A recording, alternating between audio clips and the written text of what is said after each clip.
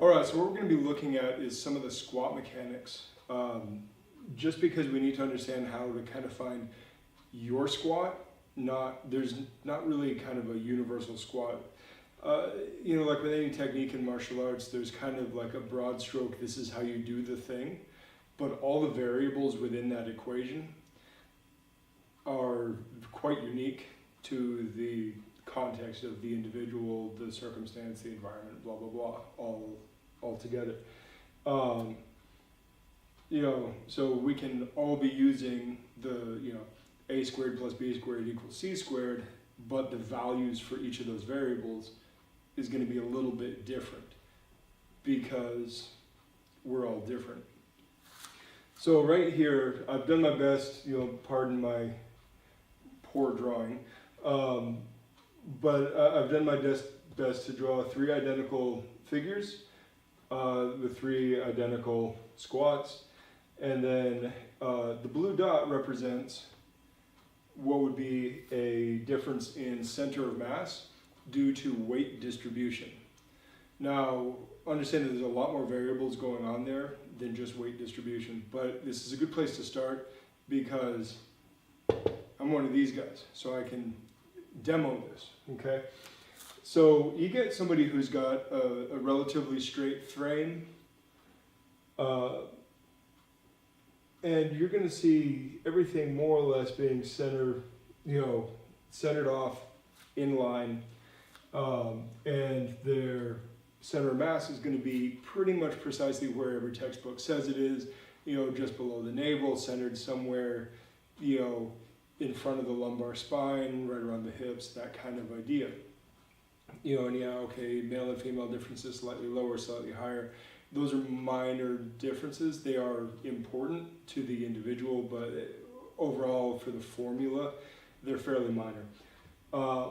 Where it starts coming in to play is when you get somebody like me who is extremely bottom heavy. I mean, you can even see in this video, I have quite a significant ass. I'm not going to mince words. It's not just lumbar curvature, though I did grow up with quite a significant lordotic curve, and I've done what I can to minimize it. But even here, right, move my arm out of the way, even if I use my cues to squeeze my ass and really straighten out my hip flexors are dead straight, dead flat right here, right now. My ass is still sticking out quite a bit. I have a lot of mass in the lower body. I put on weight like a chick.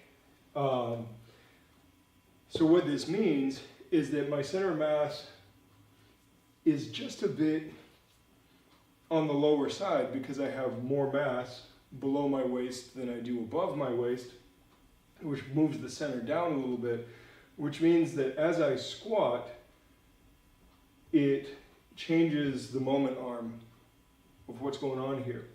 Now, likewise, you get somebody who's paunchy and they have a big belly. I had a boss like this. You look at him from behind and he was a stick figure. He looks like one of these guys. But he turns around and he's got this big old like pregnancy belly. And what you realize, and granted that's not healthy, but the thing is that what you realize is that extra mass just in that one spot that has not distributed into the arms, the legs, the hips, right? It's not evenly distributed like a thick-ass power lifter or even just a roly-poly sumo, right, where they're kind of fat all over or thick and muscular all over. You have that localized mass that just sits here, and there's a lot of guys put it on right here, right? And in some cases, you even move the mass up a little higher. Women who have smaller hips and larger busts, right, it moves their center of mass slightly up and forward. It's just how weight distribution works. Nobody has this like perfect weight distribution except the few people that are built precisely like that. And so the bigger assed, the bigger bellied or bigger busted you are, the more those things kind of pull you in one direction or another, right? One thing that doesn't change is that our point of balance is pretty much always going to be over the midfoot, because that's how we distribute our weight through the femurs. It's how the femurs, the tibia and fibula, the entire complex of the ankles, and the tarsals, metatarsals, toe phalanges, all that kind of works to stabilize us, we need this kind of solid base. The midfoot is where the mass needs to be centered over because our base is only so wide. And then that means that, you know, if I have a lot more weight pulling me back, I'm going to have more of a forward lean. What do people end up actually doing though? People like me, if they haven't been training, they tend to do this. They tend to slump over a little bit, but they're not just slumping over here. They're actually doing this, rolling the hips back, which flexes the hips, pulls the front of the body forward, which centers their mass. It's really not good. Ugh. Get back in, it's not comfortable on me. Somebody like this, that paunchy belly is pulling them forward. They're gonna be a little heavier in the heels. Now granted, they can't afford to lean back, but they're just gonna have heavier heels because of this, right? So when you squat, you have to realize what's happening to your center of mass. Now the reason I chose parallel, and I understand that most people prefer below parallel, but if we're looking at a parallel squat, what we're looking at is the maximum length of the femur pushing the center of mass away from the feet. Now, in your normal person, what are you looking at? The center of mass is at an appropriate distance that is counterbalanced by the shoulders and forward knee travel. You get just enough mass on this side of the equation that counterbalances that central mass on this side of the equation. You get somebody like me, right? The ass pushes them back into the heels when they squat. They may need more of a forward lean. Notice how the length is significantly different here between the two people, right? So the moment arm created by the mass acting versus the axis, right, is quite significantly different. This means this person has to work a little harder to stay upright, or they have to counterbalance differently. However, this person, right, you can see their center of mass may push them right over that midfoot, so they can keep a very upright spine because they're just paunchier forward. Now, this is not the only factor, like I said. There are other things that we can look at. So I'm going to erase this, so take a screen cap.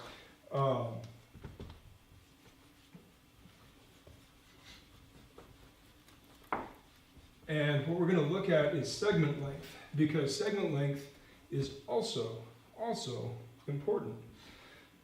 So if we look at segment length, right? So we know where the center of mass is, right? We've got the hip structure represented by that triangle that we drew before, and we have the femur. That's a pretty steep hip angle, right? You have the knee, we have our foot.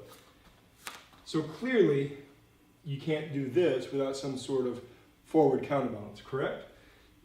Because your center of mass and your femur length has pushed so much mass into a moment arm over this way that if you stayed upright, you have no counterbalance over your base. That's no good. So how do we correct for that, right? Well, there's going to be some forward knee travel. Now this is where people are going to be like, oh, you should never let your knee travel past your foot. Bullshit. Nothing wrong with your knee traveling past your toes. What you really don't want is valgus and varus faults, lateral faults. The knee doesn't work so well laterally, but it hinges beautifully. You should be able to go into a full knee compression just fine. So what people do is do that. Now you notice how the base is much closer, right? And then you get some of the mass of the quads, and then of course you have some of the angle of the torso pulling you into balance. That's fine. If you have extra long femurs, which some people do, it's going to require more torso lean. If you have short femurs, you're going to have less, right? The moment arm that is acting on the fulcrum is shorter or longer depending on that segment length. Your squat is going to be largely dictated by femur length and weight distribution. Like, this is a major, major thing. So if you don't have the ankle flexibility, right? Because you notice how this requires quite a bit of dorsiflexion. If you don't have the ankle flexibility to let your knee travel forward, right, and keep your weight balanced over the midfoot, what are you left with doing? Let's take a bird's eye view. In a bird's eye view, if this is my hip structure, right? Everybody likes to be like, oh yeah, toes forward, knees forward, blah, blah, blah, right? I get that. You know, but if you're directly under your hips where your toes and your knees are forward, that's a really, really narrow stance, and you are literally going to be limited by your ankle dorsiflexion to counterbalance the length of your femur versus your center of mass. So what do? Right? We can create an artificial shortening of the femur by widening the stance out. Now we have to be careful with this though, because when you widen the stance out, you do change which muscles are stretched, which muscles are shortened. So you have to be careful that you don't overdo this. So when you have a recommendation of shoulder width to shoulder and a half width, that's fairly reasonable. Double shoulder width, or what a lot of people do, like when they deadlift and squat sumo, is completely changing what's available to be recruited for the lift. And truth be told, unless you have major, major joint pathology, it shouldn't be necessary. So you'll notice that in this position, right, if I was to take this exact same segment length, which I drew inappropriately short here, but if I was to take this exact same segment length, which puts me about here, right, I gotta do this better. So, same triangle.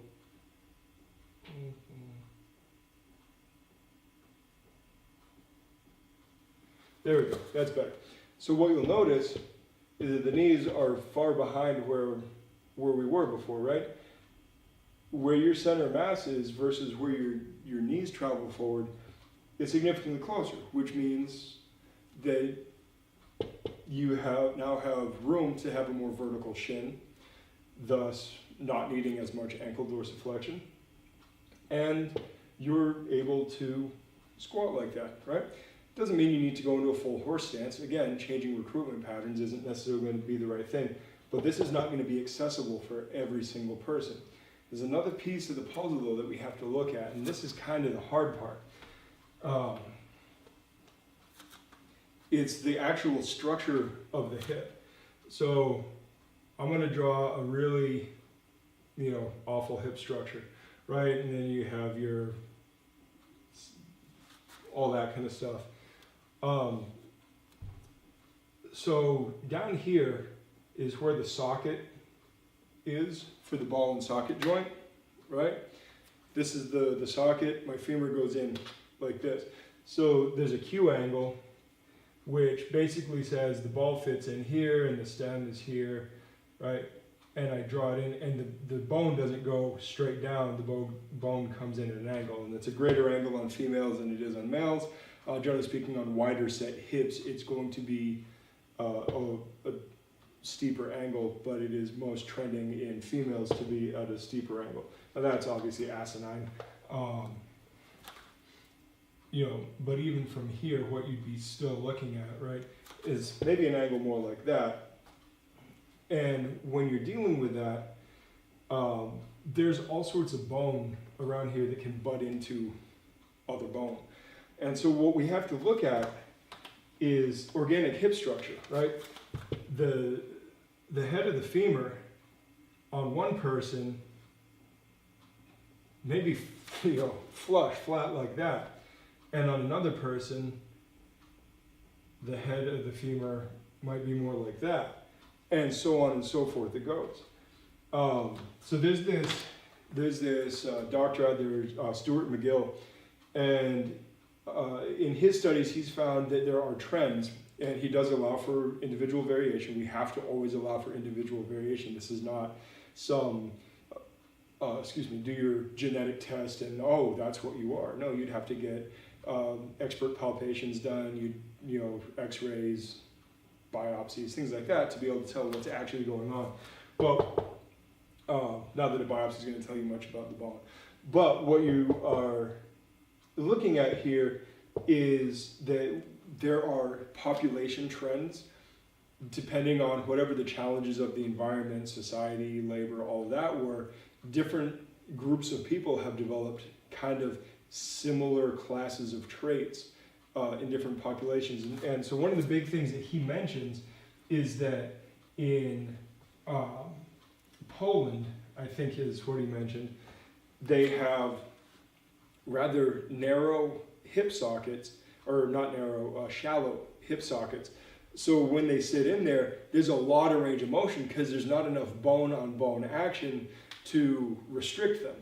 And so provided there's no soft tissue pathology there, what you're really looking at is an ability to move through an extremely free range of motion. However, it comes with a downside, and that is this population also has extremely high rates of hip dysplasia, simply because they don't have enough structure there to keep the hip in place. Whereas people from my neck of the woods, northwestern Europe, the Celts, the Angles, Gauls even maybe, what you're looking at is a much deeper hip socket. But now you have a lot of bone that's coming in contact with each other, and it's a little more restricted because you end up with these natural hard bony parts that just say, nope, your hip doesn't move past that. Nope, your hip doesn't move past that. So what do? Right? We can externally rotate, right? If this is the shape, and there's some extra bone here that's going, nope, you're running into the bony processes of the hip.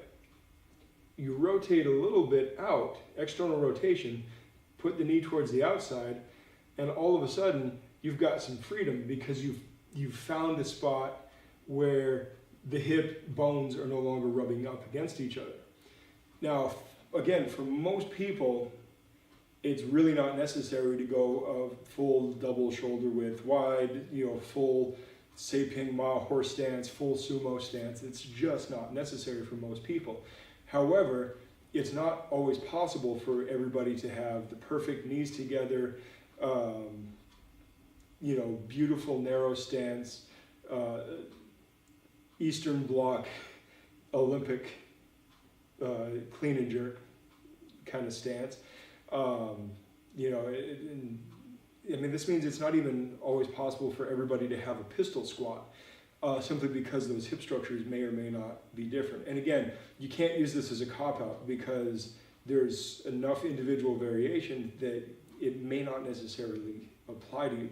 And you also have to rule out soft tissue issues first, because soft tissue can be worked with and made more pliable and all that. And oftentimes, it's just a strength and mobility issue. And strength and mobility are integral to each other. They're linked together. The body will not move into a range of motion that it feels weak in. It restricts you from moving into that range. So you have to actually develop strength within the end ranges of your motion to increase the end ranges of your motion. So you have to exercise a full kinetic chain, from endpoint to endpoint, which means you have to define endpoint to endpoint. And that creates a much more complex equation than we might think, right? And because of that, the variables that are individual versus what the defined parameters of the formula are means we have to do a little jockeying of position.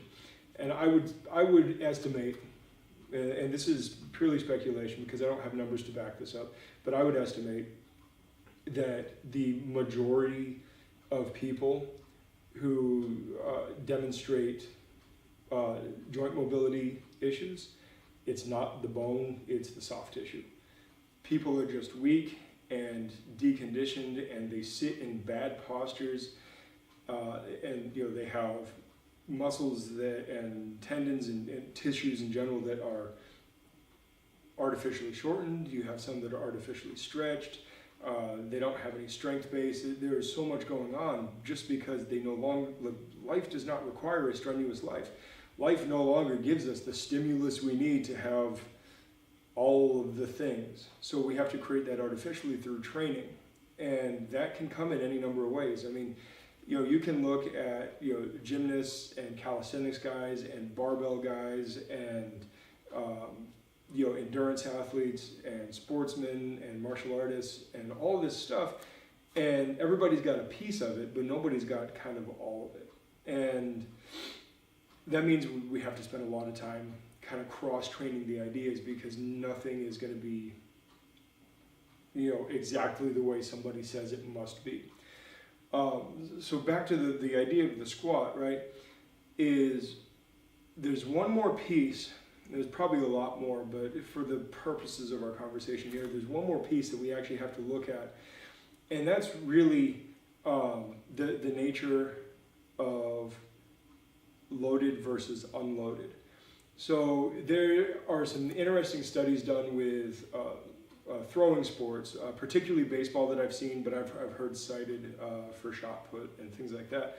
That basically you have a margin of variation that you can use to train lighter and heavier implements close to, relative to what is going to be the implement you use in the sport itself. So like with baseball, it's a 5-ounce baseball, and you have a 1 ounce tolerance on either side.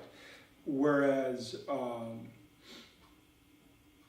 I actually don't have the numbers for the shot put, but the thing is that there's tolerance for what can actually create more adaptation and what is going to change the movement pattern.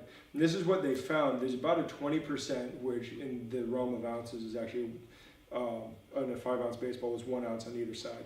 And they found that a 3-ounce baseball changed the trajectory, the arm mechanics in the throw.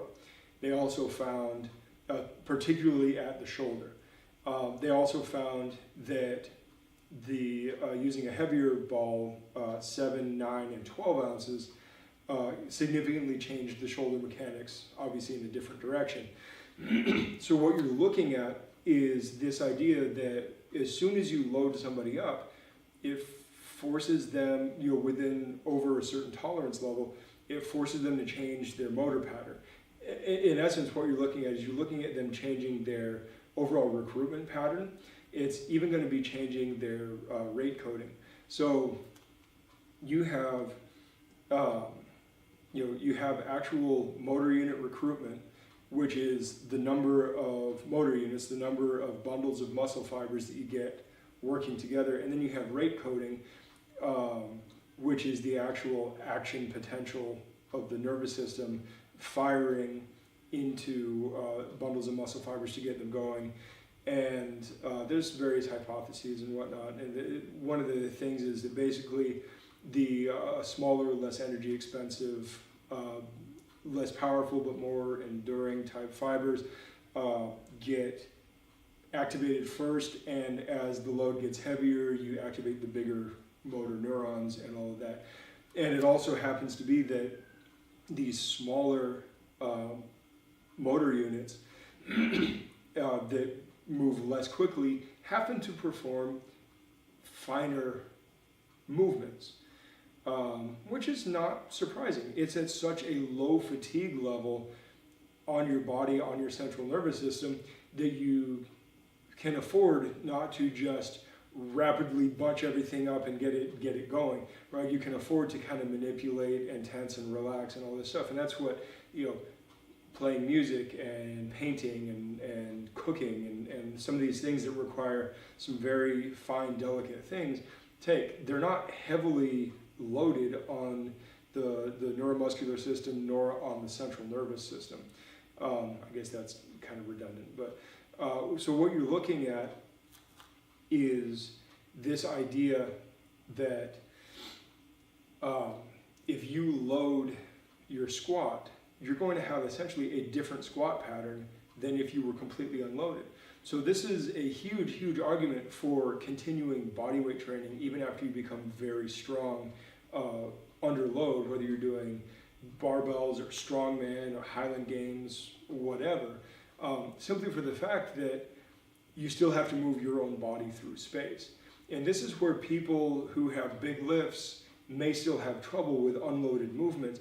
It's not that they're not strong in those patterns, it's that to be loaded, they are actually using a completely separate pattern as far as their nervous system is concerned, because the rate coding and and the motor unit recruitment are going to be different and require different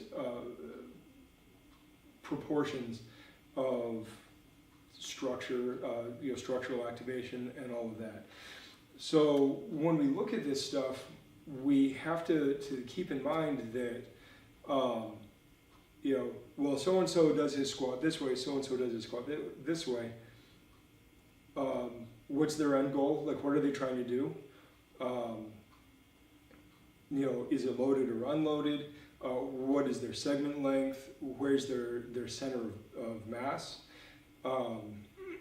Weight distribution. As soon as I put a barbell on my back, if it's heavy enough, my center of balance is fundamentally moving to wherever that barbell is. Now, granted, at sub body weight levels, it's just kind of slightly elevating your center of mass. It's not really becoming your center of mass. But you get these guys with like a 2 times body weight and above, well, that barbell fundamentally becomes your center of mass because there's just so much weight on the bar, and that's exactly what you have to keep directly over your foot. And generally speaking, with barbell training, we always say, well, keep the barbell moving in a straight line over your midfoot, over the balance point, because it's good to build in that technique anyway. But you're going to find that when your body is not struggling to move through a movement pattern, it's fundamentally going to have to artificially create what a loaded pattern is, or use a completely separate pattern, which is what we naturally do. So even if you have the greatest low bar back squat, which is the type of squat that has the most forgiveness and structure and allows you to move the most weight of any other type of squat, it doesn't necessarily mean that you're going to have a good unloaded squat. And when you look at that, it's not that the unloaded squat is necessarily not strong. It's just it needs to be conditioned. You've developed the strength in all of the segments, but you need to condition the new neural pattern to match that strength. There's a reason why guys like Mark Ripito basically say, look, you still need to do, power cleans on top of doing your deadlifts. Why? Well, because you want to keep the expression of power consistent with the strength, right? The power clean and the deadlift are not identical movements. They're not. They can't be. And the power clean is going to be significantly less strong because not only is it a speed movement, but it requires a different recruitment pattern. But they're both floor pulls. And so if you have an extremely heavy deadlift, then doing a power clean should only be a matter of practicing the movement and keeping the power in proportion with the actual strength building. But strength is kind of general. Strength is pretty general, whereas conditioning is going to be fundamentally specific, because conditioning is a ridiculous term. Okay, so pardon my fragment there, but conditioning is a stupid term. All conditioning means is you get used to something. That's literally anything and everything. Like, it is such a non-specific term, it's aggravating. And so what we're really looking at is defining conditioning as something that is going to be the display of your strength, your speed, your physical attributes, right? You're just trying to get the athletic display quality of the raw strength to a level where it is proportional to the strength you've been building. Because it's very easy to be strong and useless. It's also very easy to be weak and useless. It's also very easy to be less strong and still useful. And it's very, very, very possible to be strong and useful. It's actually one of the reasons why I like things like Highland Games and Strongman, because it's not just raw lifting, it's lifting for time, it's throwing, it puts it into a labor activity that is actually closer to something that we would use in the real world. Bar none, there is no better strength training, like really power training, than using a barbell, simply for the fact that it allows you to progressively load more and more and more weight and let your tissues grow thicker and stronger and stronger. However, it's a poor conditioning tool.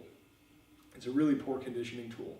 And that's where things like bodyweight work, sport application, sports practice, drilling.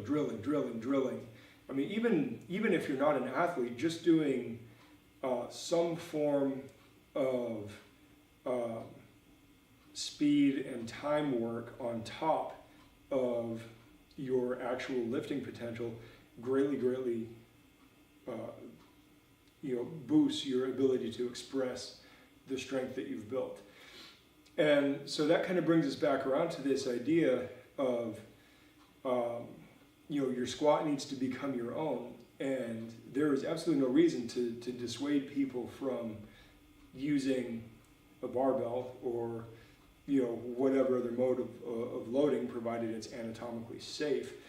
But what you're really looking at trying to get in there is you're growing strong for a purpose. What is your purpose?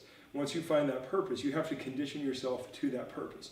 You don't condition yourself to just the weight unless you're a power lifter or an Olympic weightlifter, because that's your sport. But if you're not, in our case, martial artists, we have to be able to condition ourselves to the martial arts through that strength, which means if I'm a really, really strong guy and I'm learning wrestling and my wrestling sucks, I need to practice and drill through those techniques, because getting stronger is not going to make my wrestling better, right? Getting stronger is going to allow me to amplify my good technique in wrestling, right? Strength is an amplifier. It's not, it's not a good gap filler. But that's essentially what we're looking at, is you need to have kind of a component of conditioning in your training, which means that, yes, get strong, get ridiculously strong, get retardedly strong, but on the other side of it, you've got to also create a useful package for that strength, and that requires some kind of conditioning.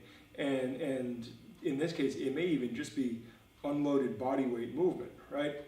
Squatting is squatting is squatting. It's how you get up and down, get off the ground. That's all really beneficial, useful stuff. Do it. Push-ups, really useful. Again, getting off the ground, really, really useful. Sit-ups, again, getting off the ground. Anything that is getting you off the ground or controlling your descent is really, really powerful, especially for any kind of athletics, but especially any kind of athletics like martial arts or even some ball sports, where you may be up and down, getting tackled, getting taken down, all of that kind of stuff. So you have to be able to get yourself up and get up well. But strength training, just for the sake of strength training, I mean, that's great if you're not an athlete, but it's not quite enough. So getting that conditioning component in there is great. I'll probably make another video talking about the programming for that, because that's a whole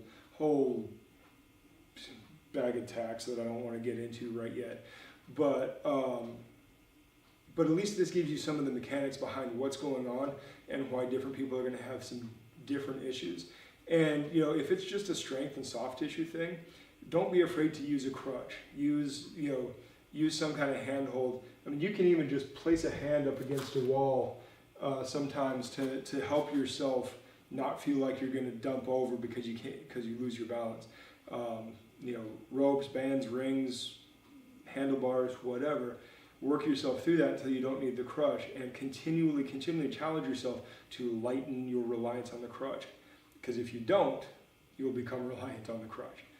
All right, if that's all, I think I've rambled on long enough. I said this was going to be a long one, and it is.